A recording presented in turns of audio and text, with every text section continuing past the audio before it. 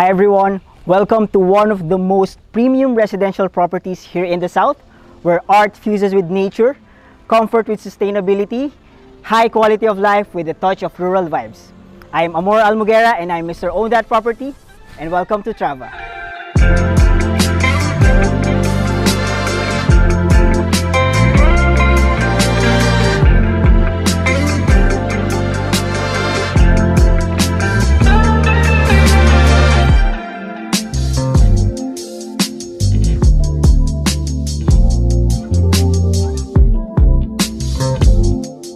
Hi everyone, so nandito tayo ngayon sa model house ni Trava. So this is a modern Asian tropical type of architecture na dinesign ng isa sa pinakasikat na architect dito sa Pilipinas and also a national artist na si Leandro Locsin.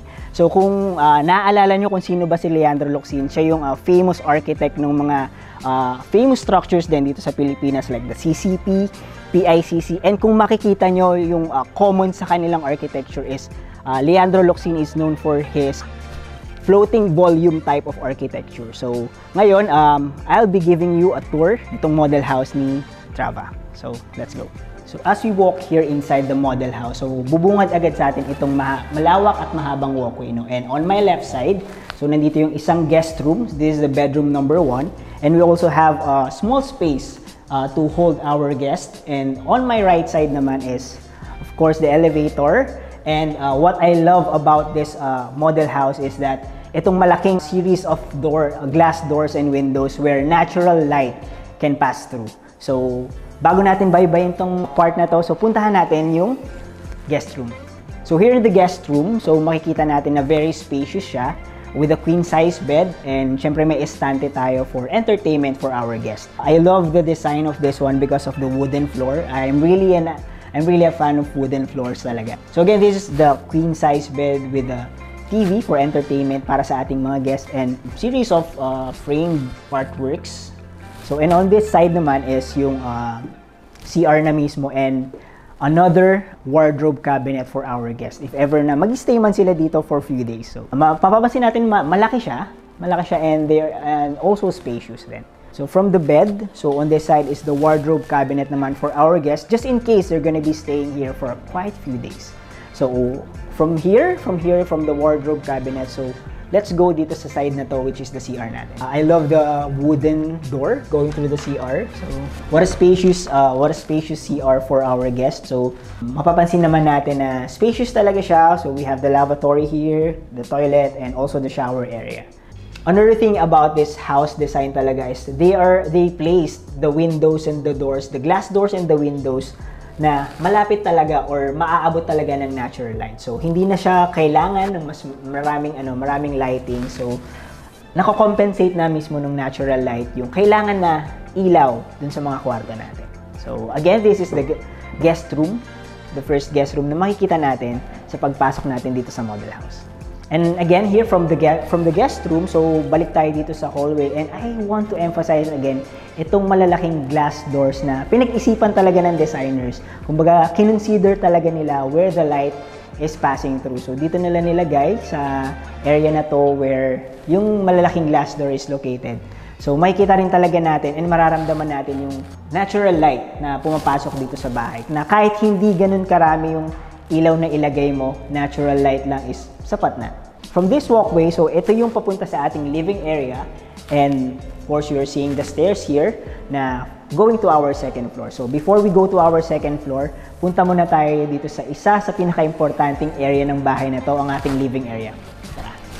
Again, nandito tayo sa living area. So from the walkway, so papunta dito, and what I love about this area is that the architects designed it in a way na interactive talaga. So ginawa nilang continuous yung kitchen, the dining area, and going to the living area itself. So here's the kitchen. As you can see, we have the countertop here. So again, what I love about the design of this living area is that it's very interactive. So ito yung countertop mo. So your guest or yung family members mo can sit there while you're doing the dishes, while you're preparing to cook. And on this side, so we have the induction cooker and a series of cabinets. And on this side naman is yung oven natin and a partition or a provision for the 2-door na refrigerator natin. So again, ito yung buong kitchen natin. Nandiyan yung nagluluto, and nandito yung mga guest. So interactive talaga siya. And on this side naman, so aside from the main kitchen, so meron tayo dito isa pang kitchen. So I think this one is the service area din.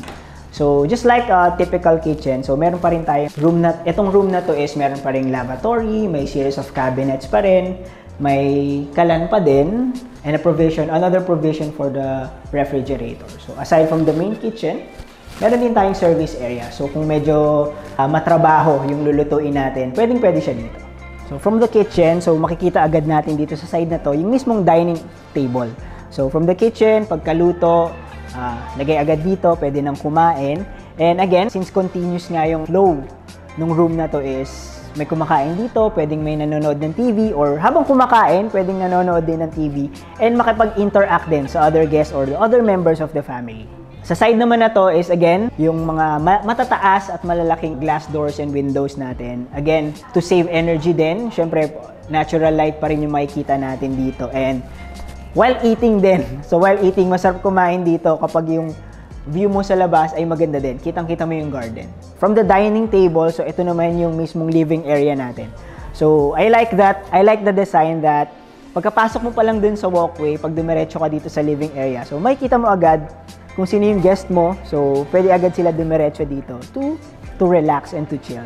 So ito na yung mismong living area natin. So from the walkway, I like the idea that pagpasok ng guest mo dito or pagpasok ng family members mo dito is malalaman mo kung sino yung dumating, and pwede na agad silang dumiretso dito sa ating living room or living area to relax and to watch TV or appreciate yung mismong nakikita nila sa labas, since meron din tayo dito hanggang dito yung malalaking glass doors and windows na pwede mong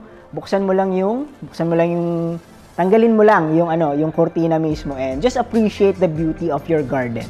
I really like the idea of the continuous flow ng architecture na to. So, living area, dining, and the kitchen. And on this side, to add na rin, so meron din tayo ditong CR. Ayan, meron din tayong CR para another room to relax and to chill. And from this beautiful space naman, dakot naman tayo dun sa isa ring favorite part ko nung bahay na to is itong garden mismo. Tara. So here makikita niyo yung malawak na garden, and since malawak siya, pwede ka na rin magpa-construct or pool ready na rin talaga siya. So if you want to change yung landscaping or yung mismong design ng bahay, pwede kang maglagay ng swimming pool, and you can also put some furnitures here, or as in general, you can improve the space na lagyan mo ng pool and other furnitures here. So ito yung ating garden. So here you can put your swimming pool here, and you can improve the landscape on this side and put some furnitures or improve this side of the house then.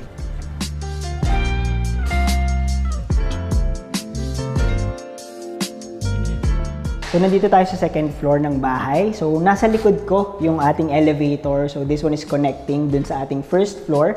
Pagkapasok lang natin ng hallway. So itong bahay na to is typically para din talaga sa mga retirees, and bagay din talaga siya kapag may mga kasama na tayong elderlies dito sa bahay. So on this side naman, so this is the walkway and going up the stairs, and I love the idea or I love the view mismo na makikita mo habang umaakit ka ng stairs, makikita mo yung ganda ng labas ng bahay nyo. Another thing, since high ceiling ito, ang ganda din nung chandelier na nakalocate dito sa ating stairs area. And on this side naman, papunta na tayo dun sa mga other rooms ng bahay na to. So, pasokin na natin. So, dito tayo ngayon sa second floor ng bahay. So, dito meron tayong 3 bedrooms and 1 living area. So, ikutin natin tong part. Mamaya na natin puntahan tong master's bedroom kasi ito yung finale natin. Matutuwa kayo pag nakita niyo yung master's bedroom natin. So, for the meantime, dito muna tayo sa area na to. So, makikita niyo meron dito private for family members na rin talaga since second floor to. So, may living area din intended for the family members lang din talaga. So, ito yung living area where you can watch movies, talk about life, and kwentuhan lang. And on this side naman is yung meron ding given na toilet para sa living area na to. So on this side naman, so another space, another beautiful space where you can where the family can conduct meetings, mini meetings, usapan, where they can drink their coffee in the morning kasi on this space kasi makikita mo on this side yung labas pa rin. So since punong-puno ng glass, windows, and doors tong bahay na to, may access ka talaga, makikita mo talaga yung ganda ng labas ng property. So dito pwede kang magkape, mag-relax, magbasa. So from this space, so makikita natin dito sa side naman na to is we have a balcony here. And kapag pumasok ka pa dyan, meron tayong stairs going to our rooftop deck or rooftop garden. And kung mapapansin mo yung mga bubong ng mga bahay na kinoconstruct dito is solar panel ready, since si Greenfield po talaga ay advocate ng environmental friendly type of structures, mapamaterials man yan. And they are making sure na nagko-contribute talaga sila sa ikagaganda ng environment natin. So from this space naman, so papunta tayo dun sa dalawang rooms. So for the meantime, pakita ko lang din sa inyo tong space na to. So another open space. So pwede ka rin naman maglagay ng small table and chair dito. Pwede kang mag-chill. Pwede kang magkape dito. Kung ako nakatira dito, I love the idea of staying here lang just to relax and magkakape lang. So yan. So on this side naman, so kabilaan na yung dalawang rooms natin dito sa second floor. So the first room and the second room. So going here, so we have one bedroom pa rin. Yan. So this side is the bedroom. Yan, pakita na lang din natin. A dedicated space for the bedroom, an open space na pwede mo ring lagyan ng kung ano-ano, and an office space. Pwede rin. Another feature again is yung ating malalaking glass windows for natural light again. So on this side, pakita na lang din natin yung pagpasok mo sa room na to is we have a walk-in closet. Meron tayong mga wooden wardrobe cabinets dito. Yan. And then, going to our toilet, lavatory, the toilet, and the shower area. So that is for our first room. And dun sa second room dito sa ating second floor. And again, pagpasok natin dito sa second room is the same lang ng design with the first one. So meron tayo dito sa side na to na walk-in closet pa rin. And the lavatory, the toilet, and the shower area. Sobrang easy access lang siya. Isang diretso lang. And then on this side, the space for our bedroom or bed.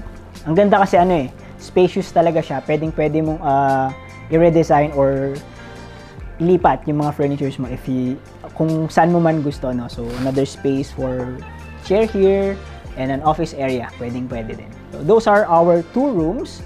So punta tayo dun sa pinakaabangan dito sa bahay na to, and isa sa pinaka-paborito ko rin talagang part ng bahay na to, yung master's bedroom. For sure matutuwa kayo pag nakita niyo to. So again, here is the master's bedroom. Pasukin na natin.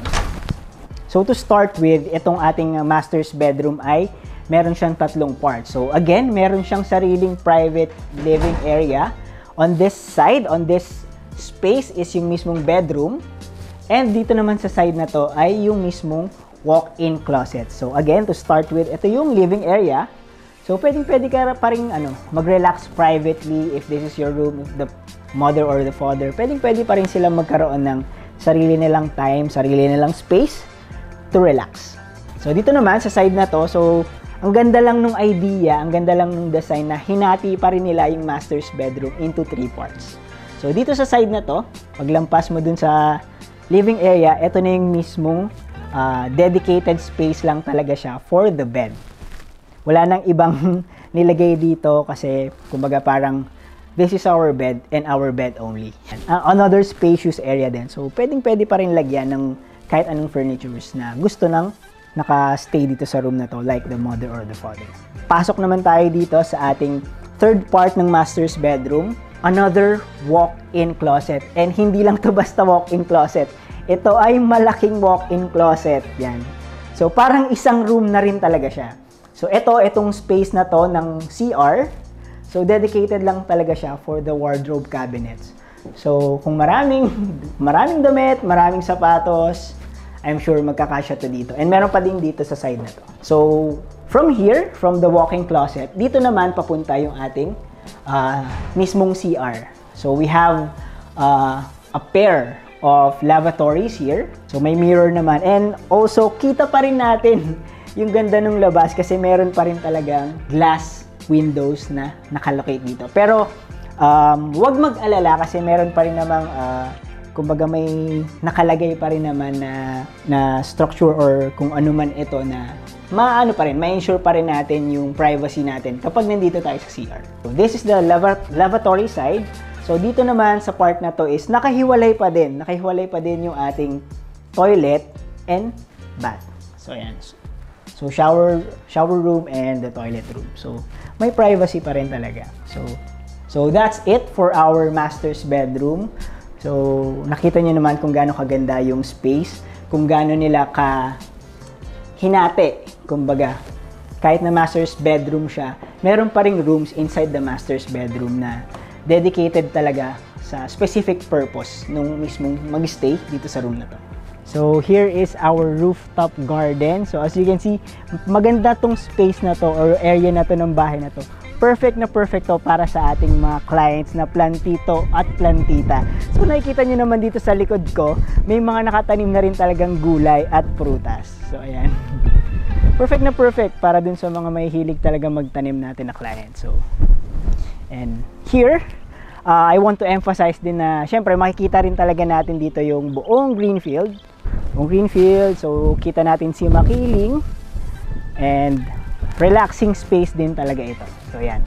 So dito sa side naman na to, so gusto ko lang din i-emphasize tong area na to na yung mga bahay na kino-construct dito sa Trava ay solar panel ready.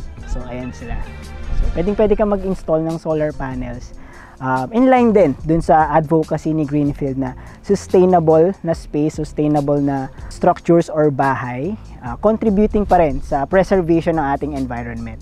And also, aside from that, makikita rin natin dito yung clubhouse natin. So, nandyan yung amenities natin. And, pansin nyo ba, underground yung clubhouse natin. So, pag galing ka sa entrance, hindi mo mapapansin yung clubhouse natin. So, hanggat sa lapitan mo talaga siya.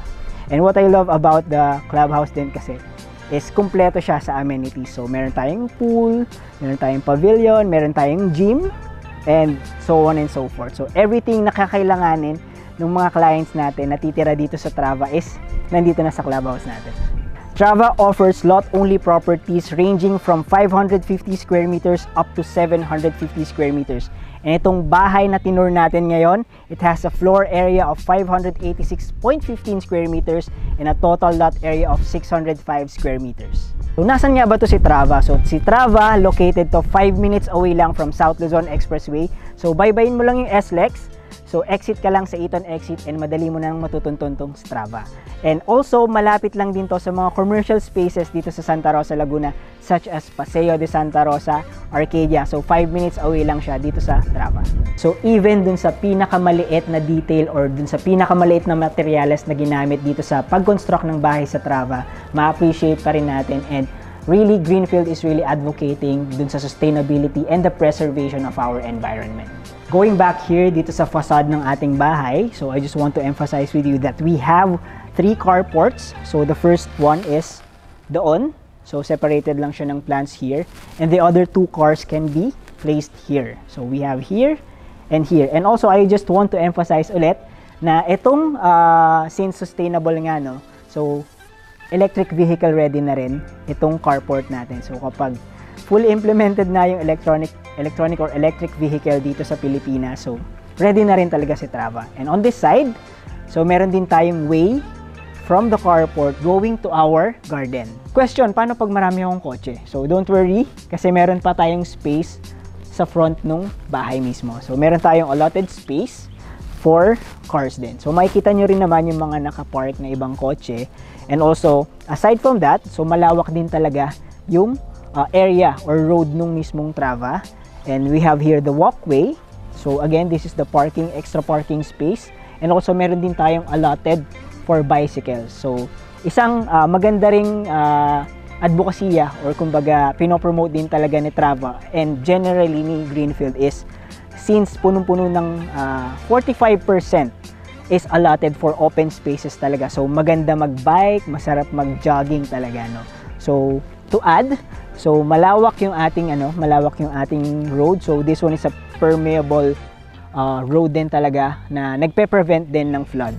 So kumbaga pag sinabing permeable, ina-absorb niya lang yung tubig going down to the ground pa. Yan, going down to the ground.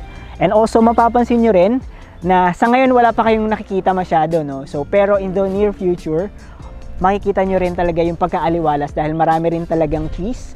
And also, highlight din is underground utilities. So, uninterrupted yung makikita yung mga greeneries, yung mga lushes dito sa area. And that's it for our house tour today dito sa Trava. So, if you want to know more about this property, you can send me a message and call me at 0917-870-8076. You can also follow me on my social media accounts in Facebook, Instagram, and TikTok at Mr. Own That Property. At nandito na rin ako sa YouTube, so you can hit that subscribe button and notification bell for more real estate tips and house tours. So thank you for watching. I am Amor Almuguera Jr. and I'm Mr. Own That Property.